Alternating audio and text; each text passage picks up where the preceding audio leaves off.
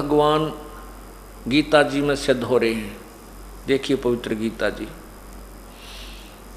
इसमें 7वें अध्याय में गीता ज्ञानदाता कह रहा है,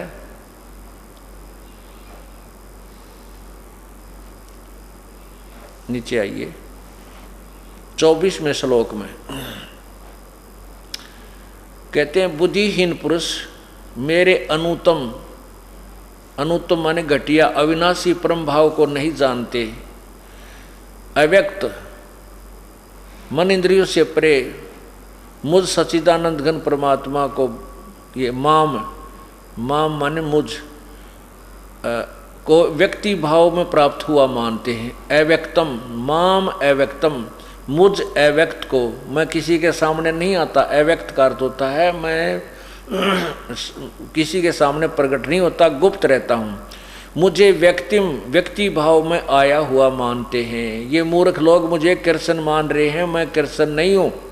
स्पष्ट क्या है, मैं अव्यक्त रहता हूँ। अव्यक्त का अर्थ क्या होता है, जैसे सूर्य बादलों के पीछे हो, बादल छाए हों तो उसमें सूर्य हमें दिखाई नहीं देता, लेकिन बादलों के पार विद्यमान है। वो अव्यक्त है, वो प्रगट नहीं है, वो व्यक्त नहीं है, वो हमारे सामने दृश्यमान नहीं है। अदृश्य को अव्यक्त कहते हैं। तो ये कहते हैं कि यो काल कहता है कि मैं भी अव्यक्त हूँ, और मुझ अव्यक्त को ये व्यक्ति आया हुआ मानेंगे। ये कृष्ण सोच रहे होंगे, मैं कृष्ण नहीं हूँ, क्योंकि वो तो बोल कृष्ण में रहा था। अब 8वें अध्याय के अंदर अभी जो आपको बता रहे 18वें श्लोक में यही प्रमाण दे रहे हैं कि इसमें गीता जी के 8वें अध्याय के 18वें श्लोक में लिखा है कि उस परब्रह्म अव्यक्त से क्या जब दिन समाप्त होता है तो सभी उसकी रात्रि रूप में सब प्राणियों का विनाश हो जाता है, और जब वो परब्रह्म की एक रात समाप्त होती है और दिन शुरू होता है 1000 युग का, तब यह सृष्टि काल की फिर रची जाती है। उस अव्यक्त, अब देखना बिल्कुल 2 मिनट में समझ में आ जाएगा जो मैं क्या समझाना चाहता हूं आप जी को।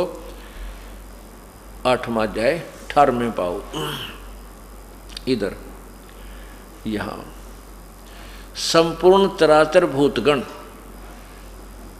व्यक्त, चराचर भूतगण ब्रह्मा के दिन प्रवेश काल में नहीं, ये परब्रह्म के प्रवेश के दिन काल में अव्यक्त से अर्थात परब्रह्म के सूक्ष्म शरीर से, उस अव्यक्तात्मा ने उस अव्यक्त से, अव्यक्तात्मा ने परब्रह्म रूपी अव्यक्त से उत्पन्न होते हैं।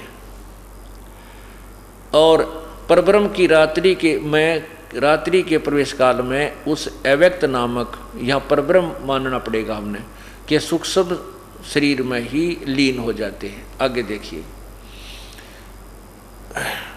हे पार्थ 19वां श्लोक, वही यह भूत समुदाय उत्पन्न होकर संस्कारवर्त के वश, प्रकृति के वश हुआ, रात्रि के प्रवेश काल में लीन होता है और दिन के प्रवेश काल में उत्पन्न हो जाता है।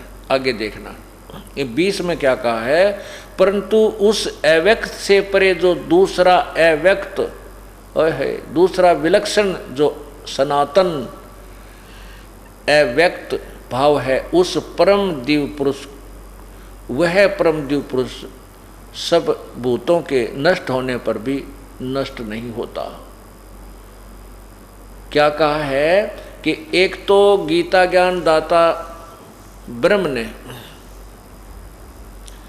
एक तो गीता ज्ञान दाता ब्रह्म ने 7वें अध्याय के 24वें श्लोक में बताया कि मैं भी अव्यक्त हूँ, और मुझ अव्यक्त को ये मैं व्यक्ति रूप में कृष्ण मान रहे, मैं कृष्ण नहीं हूँ, मैं अव्यक्त रहता हूँ। फिर 8वें अध्याय के 18वें श्लोक में बताया कि सभी प्राणी उस परब्रह्म रूपी अव्यक्त के दिन काल में तक प्रकट हो जाते हैं, रात्रि काल में जो 1000 युग का होता है उसमें वो लीन रहते हैं। फिर कहते हैं 18वें अध्याय के 20वें श्लोक में लिखा है कि परंतु उस अव्यक्त, इस परब्रह्म से भी एक और अव्यक्त जो अविनाशी अव्यक्त भाव है, वो परम पुरुष परमात्मा तो सभी प्राणियों के नष्ट होने पर भी कभी नष्ट नहीं होता। देखो 8वें अध्याय 8 का ये 20 श्लोक देखो। परंतु उस अव्यक्त से भी जो परे यानी परब्रह्म से भी जो दूसरा अव्यक्त भाव पूर्ण परमात्मा है, जो सनातन यानी सदा रहने वाला अव्यक्त भाव है, वह परम दिव्य पुरुष सब भूतों के नष्ट होने पर भी नष्ट नहीं होता। अब 20-21 में देखो।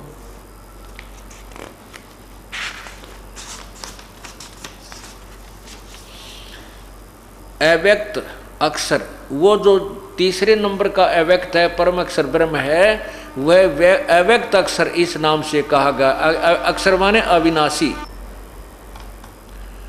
अब इसमें क्या कहा है कि अव्यक्त अक्षर, वो उसको अक्षर माने अविनाशी, अविनाशी अव्यक्त इस नाम से कहा जाता है। उस अक्षर नामक अव्यक्त भाव को परम गति कहते हैं। ओए होए। और जिस सनातन अव्यक्त भाव को प्राप्त होकर मनुष्य वापस नहीं आते, वह मेरा परम धाम है। अब ये नीचे देखिए। हे परमात्मा, हे पार्थ, जिस परमात्मा के अंतर्गत, ओए होए, गीता ज्ञान दाता कहता है किसी और पूर्ण परमात्मा के विषय में, हे पार्थ, जिस परमात्मा के अंतर्गत सर्वभूत यानी प्राणी हैं, जिस सच्चिदानंद घन परमात्मा से यह संसार, यह समस्त जग परिपूर्ण है, वह सनातन अव्यक्त परम पुरुष तो अनन्य भक्ति से प्राप्त करने योग्य है। अब देखना, इसमें आपने 8वें अध्याय के 21वें श्लोक में एक शब्द पढ़ा है कि वो मेरा परम धाम है।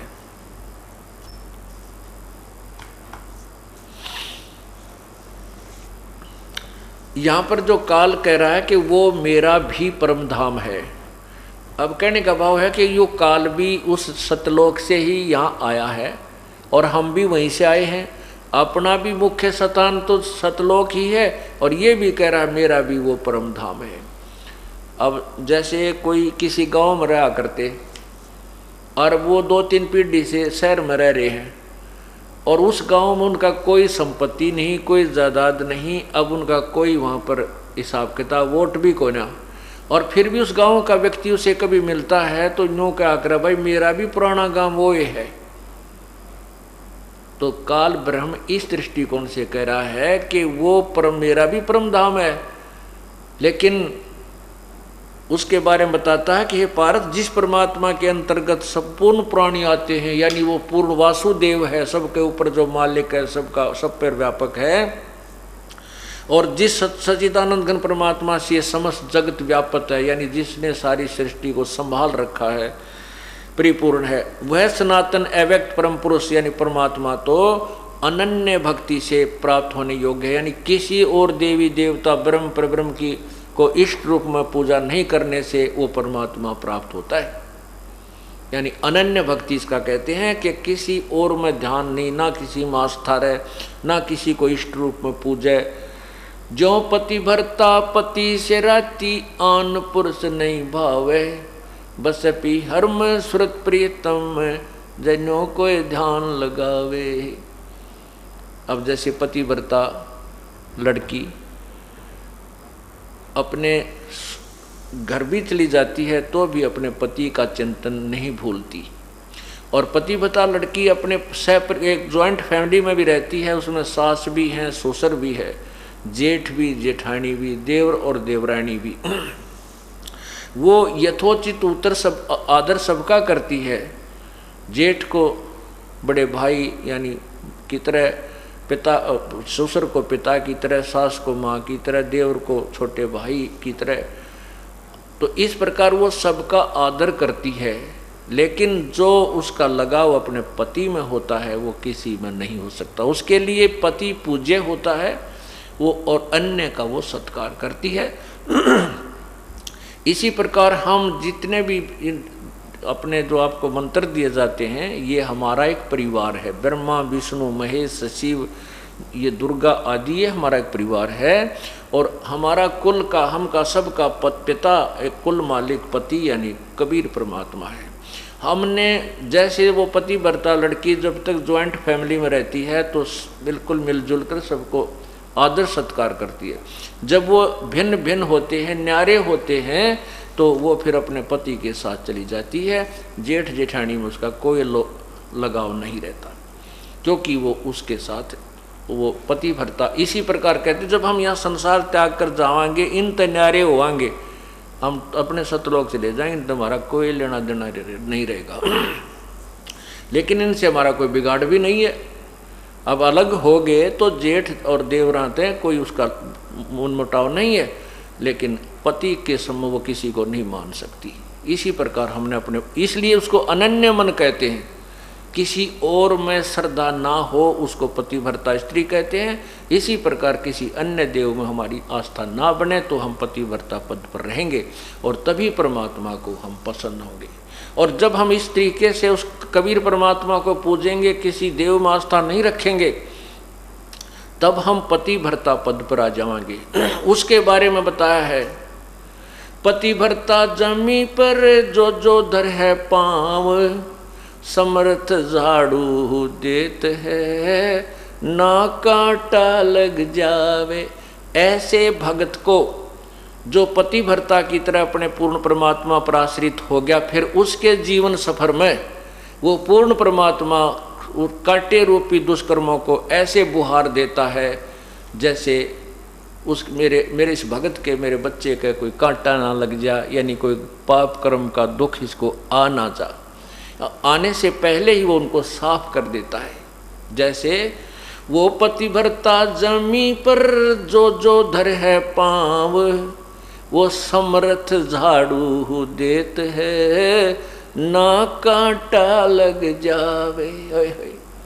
कहते हो समर्थ कबीर परमात्मा सर्वशक्तिमान प्रभु अपने बच्चे के उस जीवन सफर के आगे आगे पाप कर्मों को दूर दूर करता चलता है। मेरे बच्चे के कांटा ना लग जाए, यानी कोई कष्ट ना आ जाए। इसलिए लिखा कि वो पूर्ण परमात्मा तो अनन्य मन से प्राप्त करने योग्य होता है। अब ये तत्व ज्ञान है, गीता जी का ज्ञान है। अभी तक हमने गीता जी के बारे में 2 बात बताया करते। अर्जुन तेरा क्या जाता है, तू क्या लेकर आया था, तू है शरीर तेरा है नहीं, संपत्ति तेरी, तू क्यों मोह में फंस गया। वाह वाह, गीता का ज्ञान सुना दिया। गीता जी का ज्ञान तो ये है जो आपके समक्ष आ रहा है। उसको गीता जी का सार कहा करते, 4 लाइनों को। गीता जी का सार समझने में तो जोटा लगेगा पूरा, यानी पूरा समय लगेगा, और ये समझवाने के बाद फिर आपको सब ज्ञान फीका लगेगा। इसको तत्व ज्ञान कहते हैं। और ज्ञान सब ज्ञानड़ी, ये कबीर ज्ञान सो ज्ञान, जैसे गोला तोब का भाई, करता चले मैदान। अब ये तोब का गोला है कबीर परमात्मा का तत्व ज्ञान। अब देखना ये पूरे विश्व में छावेगा, और एक बार फिर देख लेना इस कलयुग के अंदर सतयुग जैसा एक माहौल बन जाएगा। क्योंकि हम जो धन इकट्ठा करना चाहते हैं, सेठ बनना, साहूकार बनना चाहते हैं, दूसरे न लूट कर, रिश्वत करके, 2 के 20 बना कर, डाके मार कर, कभी नहीं बन सकते। दूना पाप कमाते हैं, और जो किस्मत में लिखा उससे ज़्यादा प्राप्त नहीं कर सकते। यदि मान लीजिए आपने किसी ने चोरी चप्पा करके 2 के 20 बना कर 2-4 लाख इकट्ठे भी कर लिए, 1-2 लाख रुपया कमा लिया, कोई बालक बीमार हो जाएगा बच्चा, वो 4 लाख लग जाएंगे और वो बच्चा भी मर जाए, आगे बराबर है। अब ये कबीर परमात्मा आपको वो धन देगा जो आपकी किस्मत में भी नहीं है। आपके ऊपर आपके कोई भयंकर बीमारी है, लाखों रुपये लगने हैं, परमात्मा आपको वैसे ही ठीक कर देगा। आपको वो बच गए पैसे, और वो पाप कमा के तब पाप तो कमा सकते थे लेकिन पैसा नहीं कमा सकते थे। अब मैं आपको उस परमात्मा कैसे कृपा करता है 1-2 भगत का उदाहरण देता हूँ। अब देखिएगा, ये एक भक्त है धर्मचंद शर्मा। 718 शक्ति नगर बठिंडा पंजाब से आए हुए हैं वो धर्मचंद जी। वो कहाँ एक बार कृपा खड़े होकर के अपने भक्त भाइयों को दर्शन दे। वो सामने खड़े हुए, वो सामने हाथ जोड़े खड़े हैं। ये धर्मचंद जी शर्मा हैं, बठिंडा से आए हैं। इन्होंने पहले 30 वर्ष से एक पंथ से नाम ले रखा था जो 5 नाम देते हैं, निरंकार, ओंकार, ज्योति निरंजन, सतनाम, सोहम। ये 5 नाम वाले ग्रुप थे, ये नाम ले रखा था। उसके बाद इन्होंने हमारे ज्ञान का पता लगा, ये बरवाड़ा आश्रम में आए। अब 4-5 वर्षों से हमारे साथ जुड़े हुए हैं। ये अपने साथ परमात्मा का एक करिश्मा जो बीता है वो लिख रहे हैं। मैं आपको पढ़ के सुनाता हूँ। ये भक्त आपके समक्ष खड़ा है, बैठ जाइए जी।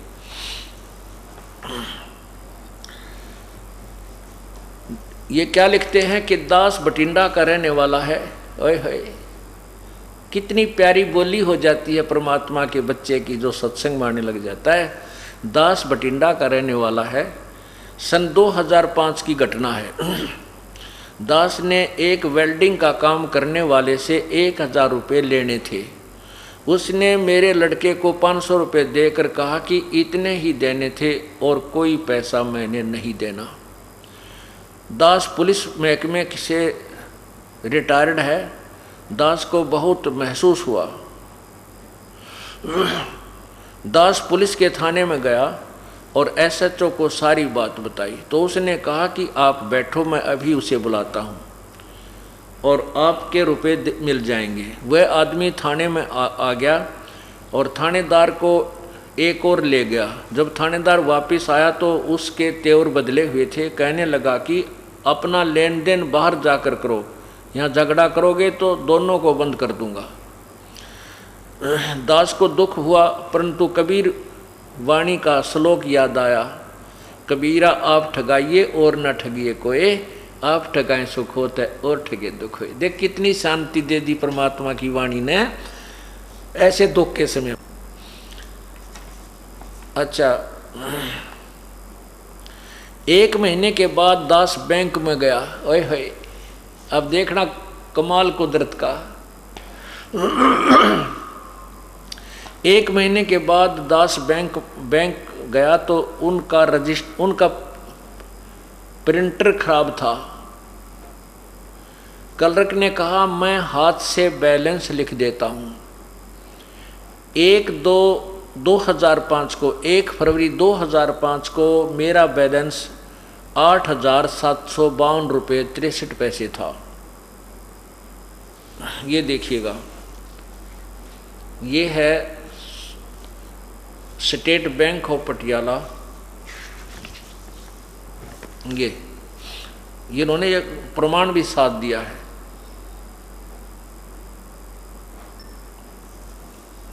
ये है स्टेट बैंक ऑफ पटियाला चालू खाता। अब इसमें क्या दिखाया है ये देखिएगा। ये है, नीचे देखना,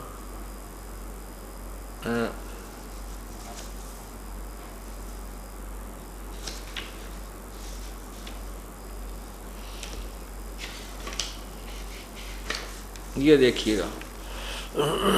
इसमें 1 फरवरी 2005 को, ये देखना 1/2/2005 को इसमें कितना बैलेंस है इनका।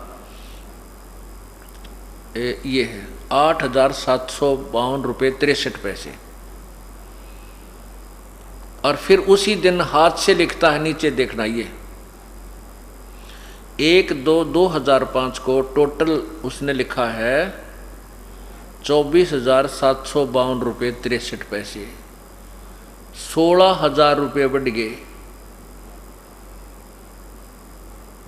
ये 8752 8,752 रुपये 63 पैसे थे उसी दिन। प्रिंटर खराब हो गया तो उसने हाथ से लिख दिए।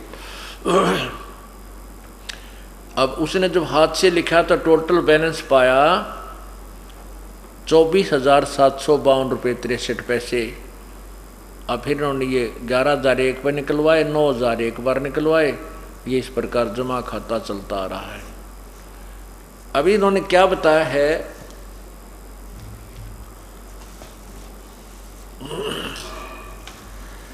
कि 1/2/2005 को मेरा बैंक बैलेंस 8,752.63 था। 1/2/2005 को ही फिर हाथ से लिखा 24,752.63 था। बंदी छोड़ की कृपा से 16,000 रुपये मेरे खाते में बढ़ गए। बोलो सतगुरुदेव की जय। कबीर वाणी पढ़कर यानी अपने शब्द को जीवन में उतार लें तो लोक सुखी परलोक सुखी हो जाएगा। गुरुदेव को दंडवत प्रणाम। अब पुण्यात्माओं, ये तो एक जैसे वो कहते हैं ना, ट्रेलर है भगवान का, ट्रेलर। यदि हम और ज़्यादा दृढ़ता से इसकी तरफ लगेंगे तो ना जाने के तक ये कर देगा। अब उन बैंक वाਲਿयों का भी बैलेंस पूरा उस मालिक ने कराया। अब ये परमात्मा जो चाहे सो कर दे 1 मिनट में। अब आपने देखे होंगे जादूगर मिट्टी हाथ में उठाकर रुपया बना दे चांदी का, वो तो छोटे मोटे जादूगर हैं, अस्थाई। और ये परमात्मा उन जादूगरों का भी जादूगर है। ये सारी सृष्टि उस जादूगर ने रच रखी है और वो ना जाने के बना दे, इस मिट्टी का सोना बना दे, सोने का पहाड़ बना दे, पत्थर का पहाड़ बना दे। अब आपको एक कथा और सुनाता हूँ, परमात्मा क्या करता है। ये हैं भक्त राजकंवर दास पुत्र श्री दलीप सिंह काद्याण, एक्स सूबेदार, गांव मांगावास, तहसील बेरी, जिला झज्जर का निवासी हूँ। वो कहाँ है भक्त जी, एक बार खड़ा हो जाए। ये देखो, ये सूबेदार साहब खड़े हैं, श्री राजकुमार दास पुत्र श्री दलीप सिंह काद्याण, गांव मांगावास, तहसील बेरी, जिला रोहतक। अब इनके बारे में मैं आपको सुनाता हूँ, जिन्होंने अपनी आप बीती मुझे लिख कर दी है। आप कृपा बैठ जाएं।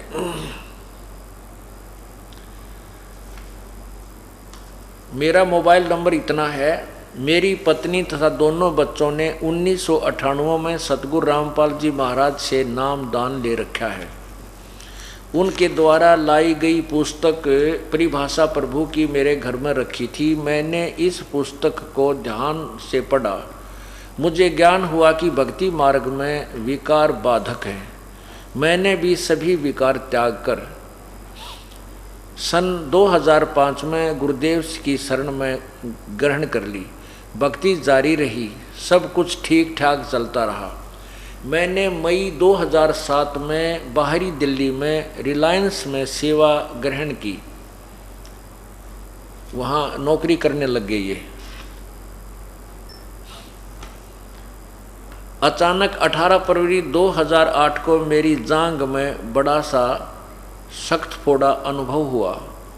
19 फरवरी 2008 को मैंने सत्यवादी राजा हरिश्चंद्र अस्पताल नरेला में जांच करवाई।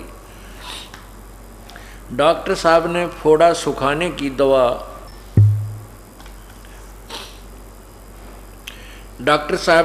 सुखाने की दवाइयाँ दी। 5 दिन बाद फिर जांच करवाने के लिए कहा, मगर उसी दिन दोपहर 12:30 बजे दर्द बढ़ गया।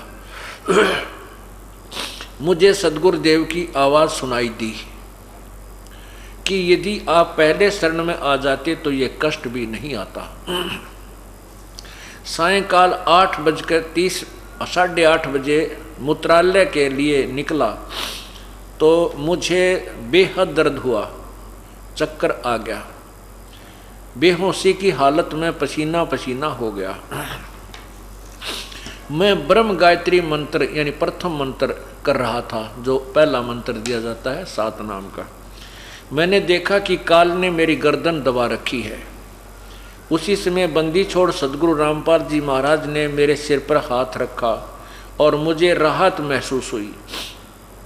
सद्गुरुदेव ने मुझे सतनाम का जाप करने को कहा। मैंने सतनाम सतनाम की रट लगा दी।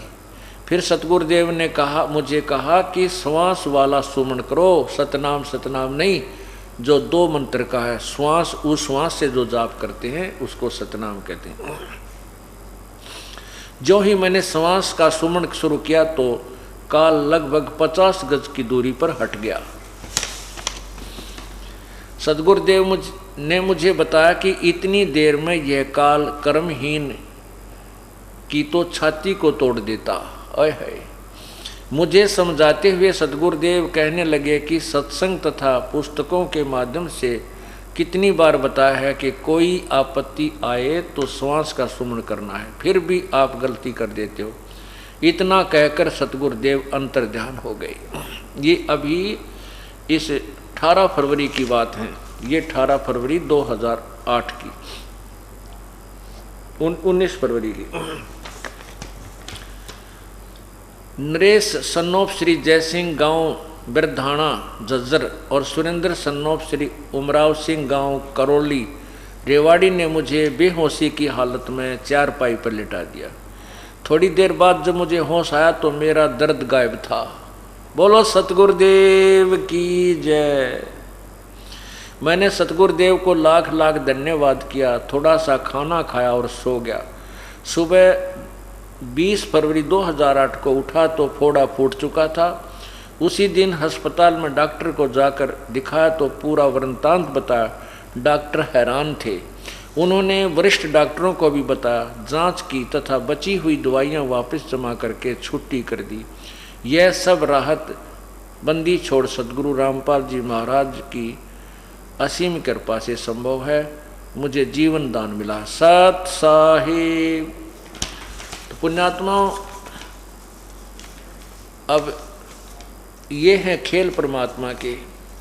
समर्थ का सरनाग हो, रंग होरी हो, वाई कदे न हो एकाज राम रंग होरी हो। होरी माने खुशी। इस समर्थ की शरण माने के बाद कभी अकाज नहीं होगा, आपके घर में कोई दुख नहीं छावेगा, सदा होरी रहेगी। राम रंग होरी हो, कदे ना हो अकाज राम रंग होरी हो। कभी भी आपकी हानि यानी कोई दुख आपके ऊपर नहीं आएगा, सदा सुखी रहोगे। पुण्यात्मा, कोई सौभाग्य है आपका जो आपको ये मार्ग मिल रहा है। आप परमात्मा के चरणों में किसी युग में, कभी किसी जन्म में अवश्य रहे हो, इसलिए आप शीघ्र आ रहे हो। और पीछे ये लुट पिटकावेंगे, आना से भी नहीं यही पड़ेगा। हमारा एक भक्त है, वो एक दिन ऐसे एक चुटकुला सा कह रहा था। इन्होंने बोला, जी इन पंथों ने, ये जितने भी संत हैं पंथ हैं, इन्होंने आना तो पड़ेगा अपने दौरे, और तो कितना ठिकाना है नहीं। ये बोले श्रद्धालु हैं, कभी इनको जब ज्ञान समझ में आओगा कुछ तो जल्दी आ जाएंगे उनके पास, उन नकली संतान छोड़ के, और कुछ फिर जब उनके संत भी हाथ खड़े कर देंगे, भाई हमारे पास कुछ नहीं है, तो बाकी के फिर आ जाएंगे। और एक आध अन्य बाग फिर भी बैठा रहा कर, शायद गुरुजी ये ठीक हो। कैसे जैसे बस में सफ़र करते जा रहे हैं और वो बस खराब हो जाती है, तो कंडक्टर ड्राइवर ने कह दिया करें, भाई बस खराब हो गई है, दूसरी में बैठ लो। तो समझदार तो तुरंत उतर कर दूसरी बस की इंतज़ार करने लग जाते हैं, या पकड़कर दूसरी बस में चढ़कर चले जाते हैं। और कुछ एक फिर भी बैठे रहा करें, ना उतरा करें। कंडक्टर ड्राइवर भी कहते रहते, भाई उतर लो या बस खराब हो गई है, दूसरी बैठ लो, ना उतरें। और कुछ उतर जाए, फिर भी ना उतरे कुछ एक उसमें से। शेष जब उतरा करें, जब ड्राइवर और कंडक्टर भी उतर कर दूसरी बस में चढ़ ले, जब उतरा करें खराब बस में थे। बोला ये जो समझदार हैं वो दूसरे पंथा वाले तो शीघ्र आ जाएंगे, संकेत समझ दे, अगर बस तो खड़ी है चलती कोई ना। और कुछ फिर ये संत हाथ खड़ा कर देंगे थोड़े दिन में, भाई हमारे द्वारा पूरा तत्व ज्ञान नहीं है, किसी और के पास होता बेशक जाइयो। बाकी समझदार नहीं आ जाएंगे। और शेष जो कति अनाड़ी हैं वह जब आ लेंगे, जब उनके गुरु जी भी यहीं पर आ लेंगे। बोलो सतगुरुदेव की जय। परम पिता परमेश्वर, सारी सृष्टि के रचनहार, कुल मालिक, कबीर बंदी छोड़ की असीम रजा से ये सत्संग प्रारंभ हुआ और इसके अंदर जो पुण्यात्माएं लाभ उठा रही हैं उनके ऊपर भी प्रभु की असीम कृपा है। परमात्मा स्वयं ही अपनी महिमा बताने के लिए इस काल के लोक में आते हैं और वो अपनी एक लीला करते हैं। परमात्मा अजन्मा है, कबीर परमेश्वर का कोई जन्म नहीं होता। जब भी वो इस काल के लोक में आते हैं वो सहज शरीर आते हैं और सहज शरीर ही चले जाते हैं। यहाँ कुछ समय के लिए एक मानुष जैसी लीला करते हैं, एक मनुष्य जैसी लीला करते हैं। मनुष्य का जीवन जैसे एक मानव अपनी क्रिया करता है, यहाँ वो ऐसी ही क्रिया करते हैं।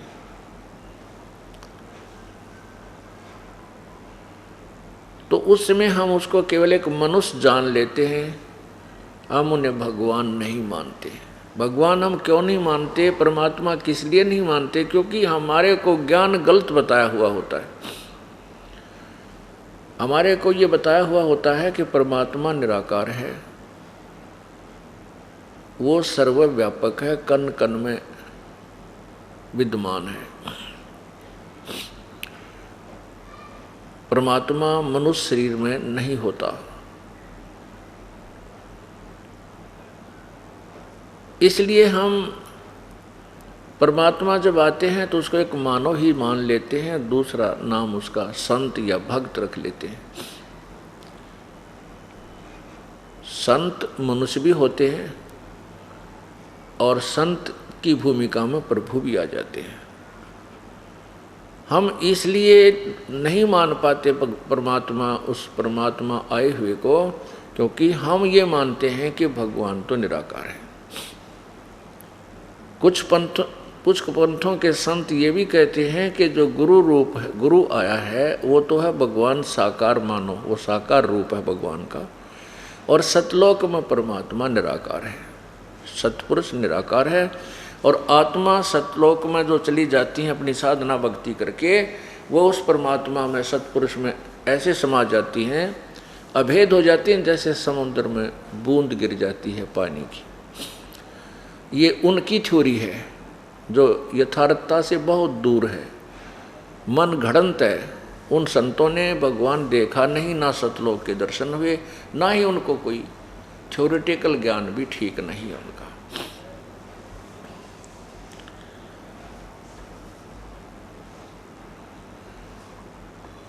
आज जो ये समागम समापन हो रहा है, जो 14 जून से प्रारंभ हुआ था, ये उसी उपलक्ष्य में है। आज के दिन ज्येष्ठ सुदी पूर्णमासी, जेठ उतरते की पूर्णवासी को सुबह ब्रह्म मुहूर्त में, अर्थात सुबह के 4 बजे के आसपास, वो परम पिता परमेश्वर पूर्ण ब्रह्म, सारी सृष्टि के रचनहार कबीर देव, कबीर साहब, कबीर प्रभु अपने सतलोक को त्याग कर सह शरीर इस मृतलोक में प्रकट हुए थे। उन्होंने बनारस के अंदर, जिसे काशी शहर भी कहते हैं, वहाँ एक लहर तारा नामक तालाब के अंदर एक कमल के फूल पर एक नवजात शिशु का रूप धारण किया था।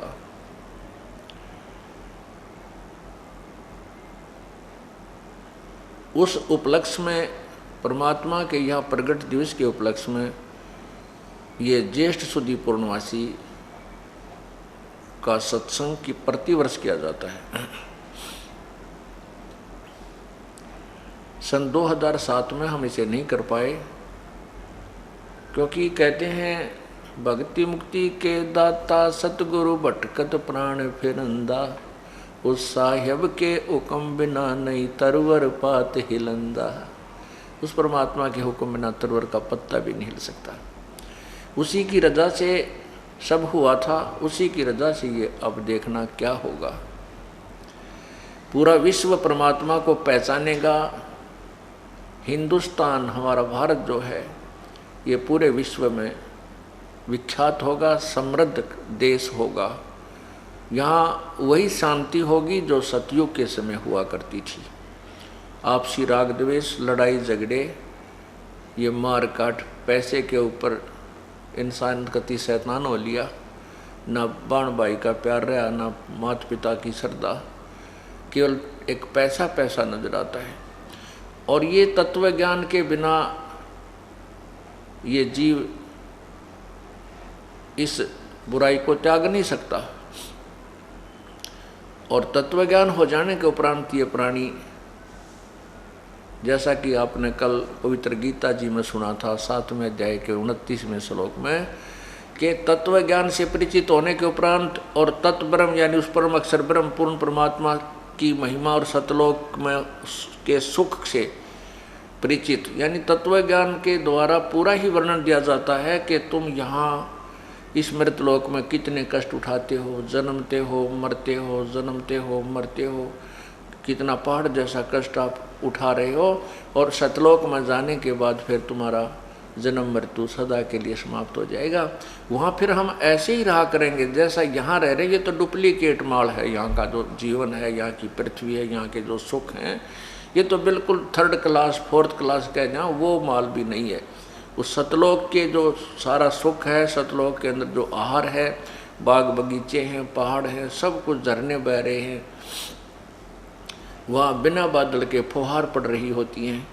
यानी जो सुख हम यहाँ आर्टिफिशियल फुहारे पूरे ला का या वैसे प्राप्त करते हैं, वो वहाँ सदा बना रहता है। वहाँ कभी मृत्यु नहीं होती।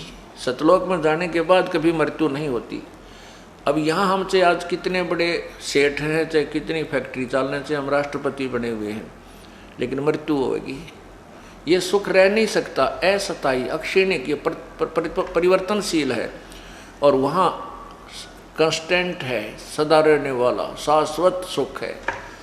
तो जब हमें ये पता चलेगा कि ये जो हम लूटा लुट्टी खसोटी कर रहे हैं, या पैसे के ऊपर हम कुछ भी करने को तैयार हो जाते हैं बुरे कर्म को, फिर ये ज्ञान हो जाएगा कि जो हम 2 नंबर से पैसा इकट्ठा करते हैं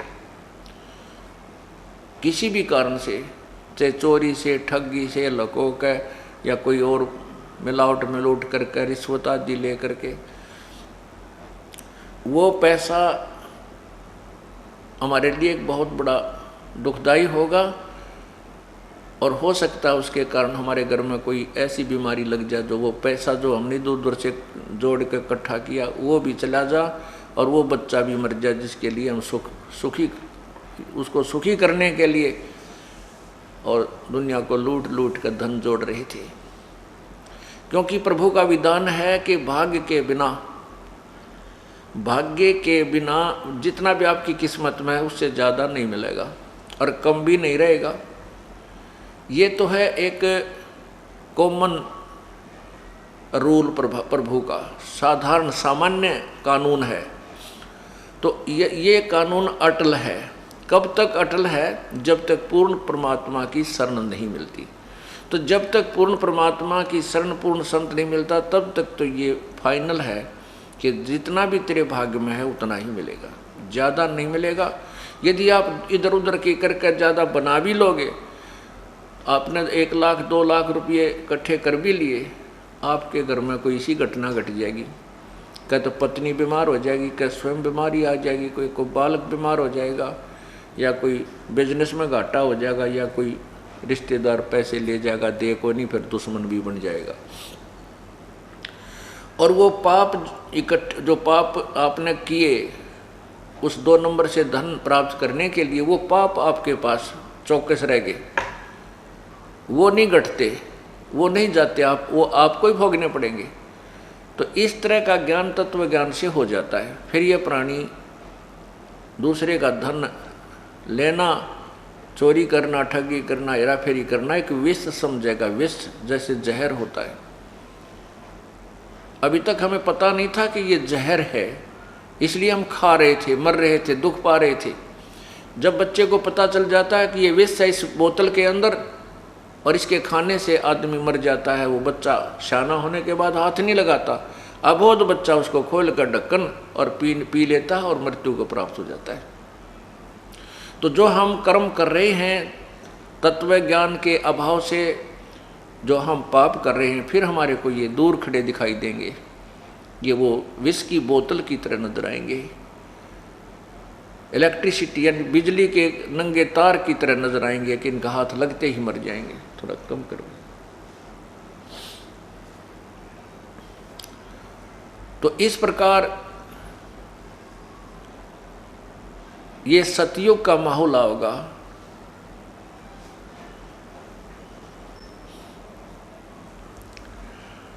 अब आप सत्संग में आते हैं, देख रहे हो, मैं तो विशेषकर देख रहा हूं कि जब से इस दास ने परमात्मा की मजदूरी करनी शुरू की है, उसके बच्चों के लिए उसके तत्व ज्ञान को प्रचार करना शुरू किया है और ये उपदेश देना प्रारंभ किया है, उस दिन से देख रहा हूं कि जो भक्त हमारे परमात्मा कबीर बंदी छोड़ की शरण में आए हैं, उस समय उनकी क्या स्थिति थी। शुरुआत में तो वही आए हैं जो केवल बीमार थे, रोगी थे, किसी का घाटा हो रहा था, क्या में बरकत नहीं थी, पशु मर जावे थे, किसी की फसल खराब हो जाती, किसी का ट्यूबवेल ना लग गया था, किसी की भैंस के थन बिगड़ जाए थे। तो शुरुआत यहाँ से हुई थी, क्योंकि समर्थ की समर्थता का तभी पता चलता है जब हम उसके गुणों को प्राप्त करते हैं। जैसे हम परमात्मा के विषय में सुना करते थे, प्रभु ये कर देता है, प्रभु निर्धन को धनवान बना देता है, परमात्मा रोगी को स्वस्थ कर देता है और परमात्मा अंधे को आंखें दे देता है, प्रभु पिंगल को पहाड़ पर चढ़ा देता है। तो ये हम भगवान के गुण सुना करते, लेकिन होते कहीं नहीं देखे थे। हमने ये मान लिया था कि ये कभी सतयुग में होते होंगे, अब नहीं हो सकते, क्योंकि हमारी बाल बुद्धि थी, मंद बुद्धि के थे हम, तत्व ज्ञान नहीं था। अब कारण ये था कि जो परमात्मा के गुण उस समय थे वो आज भी हैं, क्योंकि वो अपरिवर्तनशील है। प्रभु के गुणों में कोई परिवर्तन नहीं होता। वो हमें प्राप्त नहीं हो रहे थे, वो अपनी त्रुटि थी। जैसे बिजली के गुण आप सुनते हो, बिजली पंखा चलाती है, ठंडी ठंडी हवा देती है, कूलर चलाती है, ट्यूबवेल चलाती है, आटा पीस देती है। ऐसे ऐसे गुण और अंधेरे को उजाले में बदल देती है। ये इलेक्ट्रिसिटी के मेरिट्स हैं, गुण हैं उस बिजली के। और उसके गुण तो हैं, लेकिन वो कैसे होंगे कि अपने पास पंखा भी हो, बल्ब भी हो और फिर कनेक्शन हो उस पावर हाउस से जिसमें बिजली हो, और फिर देखना कनेक्शन मिलते ही बिजली अपना काम शुरू कर देगी। अब हमारे साथ क्या किया हुआ था इन अनजान संतों ने? उनको तत्व ज्ञान था नहीं, वेदों का ज्ञान भी नहीं था। ऋषि और मैं ऋषियों को वेद पढ़े पर वेद न जान, ये बाचे पुराने 18। जड़ को अंधा पत्ते खोआ, वह भूल गया सिरजनहारा। वेदों को पढ़ते हैं परंतु भेद नहीं जानते थे। वेदों को पढ़ते थे फिर भी वही क्रियाएं करते थे। जैसे आपने कल सुना था कि ये ऋषि लोग ज़्यादातर तप करते थे, जबकि घोर तप करते थे, हठ योग करते थे। जबकि वेदों में और पवित्र गीता जी में, पवित्र चारों वेदों में, 100वें वेद में इस हठ योग को मूर्खों का कर्तव्य लिखा है। राक्षस स्वभाव के लोगों का ये शास्त्र विधि विरुद्ध साधना होने से राक्षस स्वभाव के लोग करते हैं। तो ऋषियों को राक्षसों से कम हम कैसे माने? जैसे दुर्वासा जी ने एक बच्चों की जरा सी गलती पर प्रद्युम्न ने दुर्वासा के प्रद्युम्न को एक बच्चे लड़की का स्वांग बना करके श्री कृष्ण के लड़के प्रद्युम्न को दुर्वासा के पास ले गए थे। और ये पूछने लगे मजाक में, बच्चों ने मजाक कर दिया कि इसको लड़का होगा या लड़की। दुर्वासा ने श्राप दे दिया कि तुम्हारा नाश होगा, यादों का नाश होगा। उनके वचन से जो उन ऋषियों ने तप करके जो भी वो भक्ति धन कमाया, उससे उन्होंने राक्षस जैसा कर्म कर दिया। 56 करोड़ या 2 लड़के मर गए। इसी प्रकार चुनक ऋषि ने 72 अक्षौणी सेना 72 करोड़ सेना मानदाता चक्रवर्ती राजा की अपनी उस भक्ति कमाई थे, जो धन जोड़ा था, वो जो सिद्धि कमाई थी, उसके आधार से उसकी 72 करोड़ सेना को मार डाला। और कपिल मुनि जी, कपिल जी, वो एक बार साधना कर रहे थे बंगाल की खाड़ी में, और राजा सगड़ के 60,000 पुत्र कोई क्रिया अपना धार्मिक अनुष्ठान करते चल रहे थे। उनका घोड़ा खोल कर इंद्र ने और चुनक ऋषि की जांग का बंधवा दिया, टांग के। तो घोड़े की तलाश करते हुए 60,000 सगड़ के पुत्र जब ऋषि कपिल जी के पास आए, तो उन्होंने उस ऋषि के ऐसे शरीर में, काखों के इस कंधों के नीचे कोख में भाले गाड़ दिए। ये सोचा कि ये ऋषि ने हमारा घोड़ा बांध दिया है लाकर, और अब इसको ललकारते हैं तो युद्ध करें। अब ऋषि के तप करते करते उसकी पलक, आँखों की जो पलक हैं, इतनी बढ़ गई थी, जमीन पर टिकी हुई थी। ऋषि को दर्द हुआ, जब भाले लगे उसने अपनी पलकों को हाथ से ऐसे उठा, क्रोध में ऐसे करके ऐसे घुमाया, उसमें से अग्निबाण छूटे और 60,000 सगड़ राजा के बेटे वहां मर गए। 60,000 सगड़ के होते कपिल मुनीश्वर खाए। अब बताओ, राक्षस किसी ने क्या करते? जो मांस खाया करते, मांस खाते थे, वो चाहे न्यू मार दो, चाहे तीर से मार दो, चाहे सिद्धि से मार दो, एक जैसी बात है। तो कहने का भाव हमारा ये है, परमात्मा ये समझाना चाहते हैं कि जब तक हमें तत्व ज्ञान नहीं होता, हम ऐसे ही कर्मों में लगे रहते हैं और शास्त्र विरुद्ध साधना करते रहते हैं। तो जब हमें तत्व ज्ञान हो जाता है तो हम केवल वही क्रिया करते हैं जो हमारे को यहाँ से छुटकारा पाने क्यों। और परमात्मा की भक्ति से ही हमें शांति मिलती है, घर में सुख होता है। तो हम जो आपको बताना चाहते थे कि अब एक सतयुग आएगा, सतयुग जैसा माहौल हो जाएगा। अब आप तो ये दास पहले देखा करता था कि उनके पास कुछ भी नहीं था, दुखी हो रहे थे।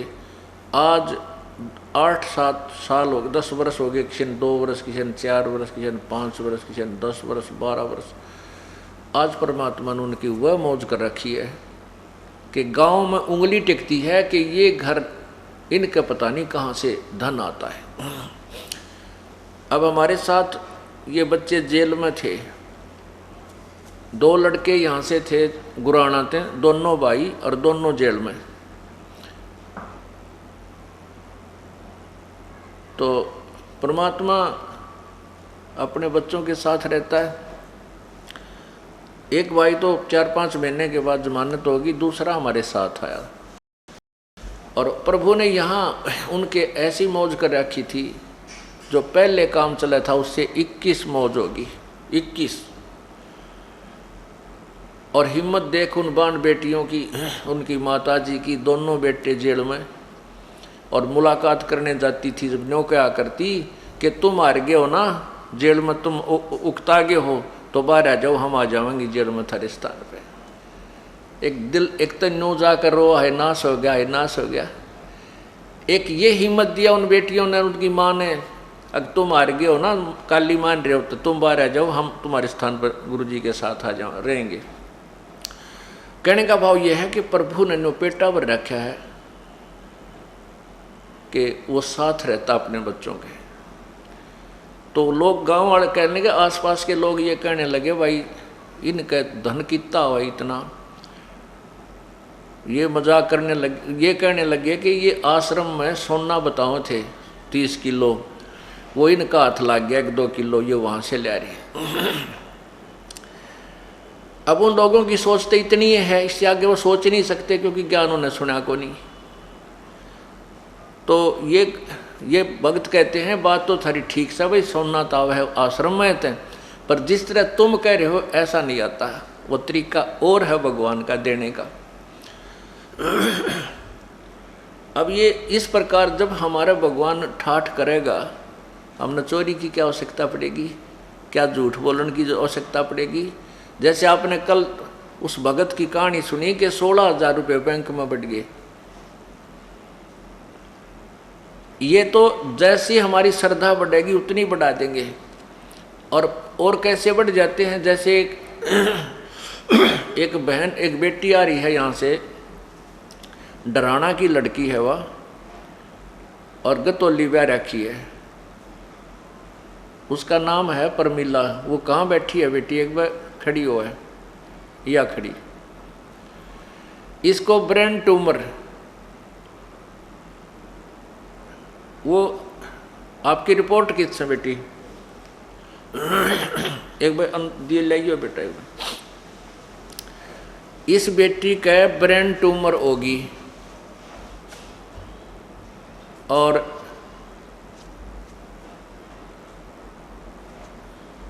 ब्रेन ट्यूमर होगी तो इसकी हाथा की पैरों की हड्डी बढ़ गई 1.5 इंच, ऐसा बूंदी शकल, और मुंह भी और डालका हो रहा है इस बेटी का।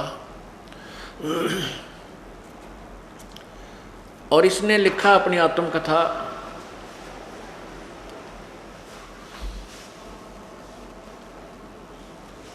ये इसके एक्सरे हैं, ये ढेर सारे तो एक्सरे तुरवा रखे बेटी ने। ये तो एक्सरे तुरवा रखे हैं इन्हें, सारे सिर के एक्सरे हैं ये देखिए, ये इसके सिर के एक्सरे हैं। इसमें तो नहीं दिखते होंगे, लेकिन इसमें नारे नारे ये एक अंग के ये एक्सरे तुरवा रखे हैं। और इसके बाद ये रिपोर्ट है इसकी,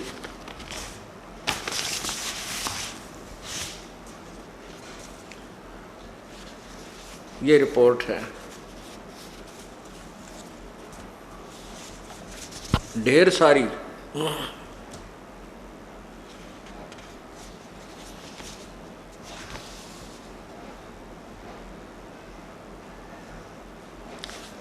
ये डॉक्टर लोग तो इसको समझ सकते हैं, हमारे राबकत के में समझ में को ना, या केस समरी लिख रखी है न,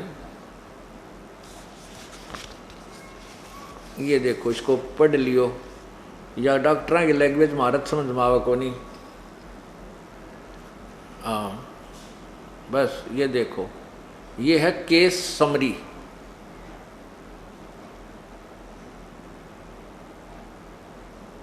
ये पैरों के अंदर जो है ना,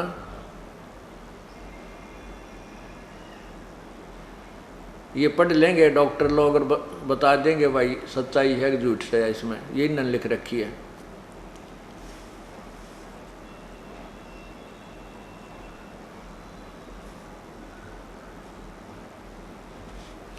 ये है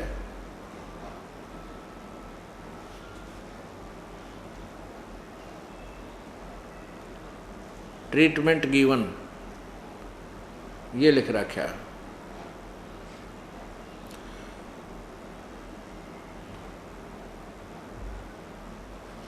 ये इसका नाम है बेटी का, पूरा एड्रेस इसके ऊपर, ये देखिएगा।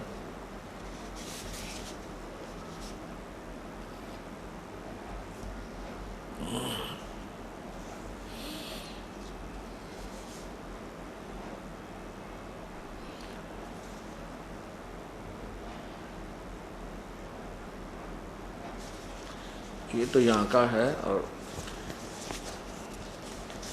ये बहुत से ऐसे हैं इसके अंदर, बहुत ज़्यादा, कई कई हॉस्पिटलों में दिखा रहा है किसी बेटी ने।